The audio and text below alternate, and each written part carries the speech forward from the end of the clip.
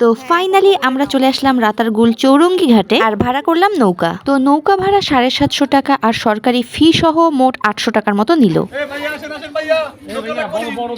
আর এই যে দেখেন লিমনের কাজ কারবার। এখন আমরা যাচ্ছি ঘাটের দিকে নৌকায় উঠতে। লিমন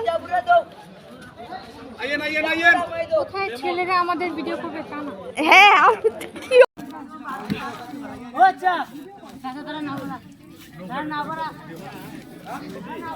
মাঝি নাও হুসাইরাতে তো অনেক স্ট্রাগল করার পর ফাইনালি আমরা নৌকায় সেট হয়ে বসলাম। আর এখন শুরু হবে আমাদের রাতারগুল অভিমুখে যাত্রা। আমরা যাচ্ছি রাতারগুল সোয়াম ফরেস্ট। আমরা যাচ্ছি, পূজা আছে আমাদের সাথে, রুদ্রপ্রিয়ম আছে, মোস্তাফিজ ভাই, হাই দাও ইভা ভাবি। রুদ্রপ্রেম হাই দাও। হ্যালো বলো আঙ্কেলকে। আমরা কোথায় যাচ্ছি বাবা?